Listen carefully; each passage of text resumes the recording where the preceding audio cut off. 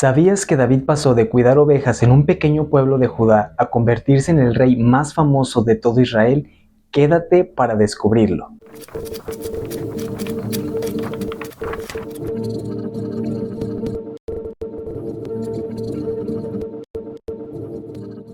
Esta historia comienza en Belén, una pequeña aldea al sur de Jerusalén, en la región montañosa de Judá. Allí, hacia el año 1040 a.C., nació David, el hijo menor de Isaí, de la tribu de Judá. Belén era un pueblo agrícola y ganadero, con colinas suaves y campos donde pastaban ovejas y cabras. En ese entorno rural creció David, aprendiendo a tocar el arpa y a defender el rebaño de osos y leones, habilidades que marcarían su carácter valiente. En ese tiempo, Israel vivía bajo la monarquía de Saúl, el primer rey de Israel.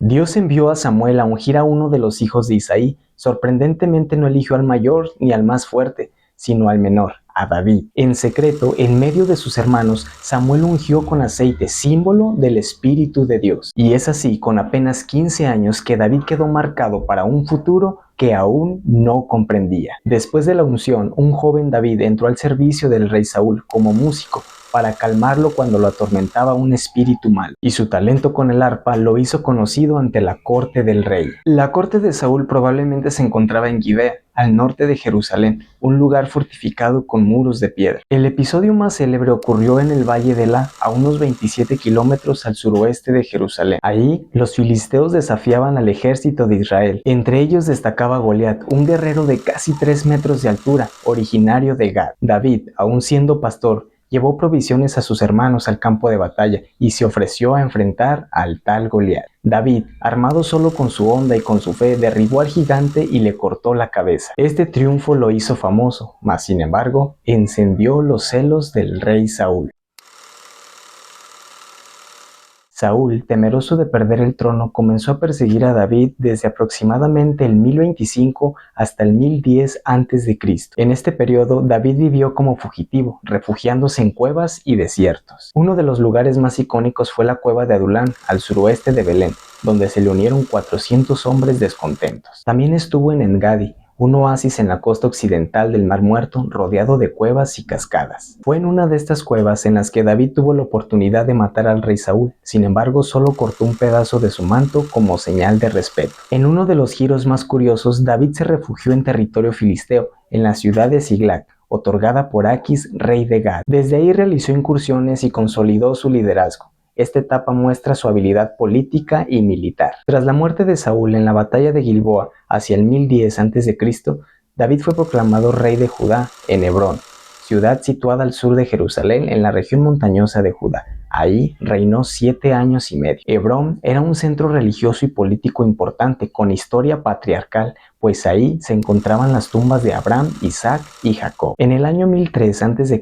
David conquistó Jerusalén, hasta entonces una fortaleza jebusea en la colina de Sión. Es así como Jerusalén se convirtió en la capital política y religiosa de Israel. David trasladó a Jerusalén el Arca de la Alianza desde Kiriat Jearim, marcando un hito religioso. Esta decisión unificó las tribus bajo un mismo centro de culto. Durante su reinado, David amplió las fronteras de Israel, venció a los filisteos, arameos, moabitas y edomitas. El reino alcanzó desde el mar Mediterráneo hasta el río Éufrates. Estos logros consolidaron a Israel como una potencia regional. En la cima de su poder, David cometió su mayor error. Desde su palacio en Jerusalén vio bañándose a Betsabé, a quien tomó por esposa tras ordenar la muerte de su esposo Urías. El profeta Natán lo confrontó y aunque David se arrepintió, sufrió consecuencias familiares, rivalidad, traición y violencia eterna. Uno de los episodios más dramáticos fue la rebelión de su hijo Absalón, quien intentó arrebatarle el trono. David huyó de Jerusalén, cruzando el valle de Cedrón, subiendo al monte de los Olivos llorando. Y aunque recuperó el reino después de la muerte de su hijo Absalón,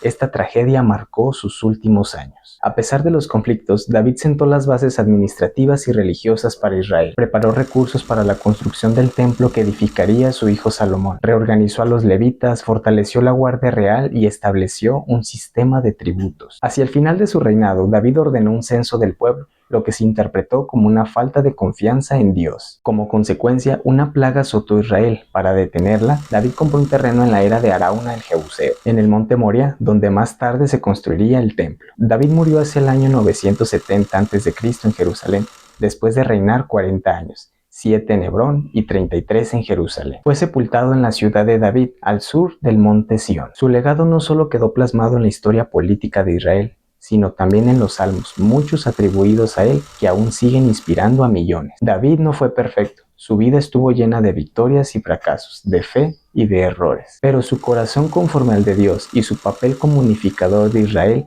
lo convirtieron en una figura central de la Biblia y la historia. Hasta el día de hoy, Jerusalén recuerda su nombre y las profecías mesiánicas se refieren al futuro descendiente como el hijo de David. Si te gustó este video y eres amante de la historia bíblica, suscríbete a este canal. ¿Y tú, qué otro dato interesante conoces de la vida de David y que no mencionamos en este video? Nos encantaría leerlo en los comentarios. Hasta el próximo video.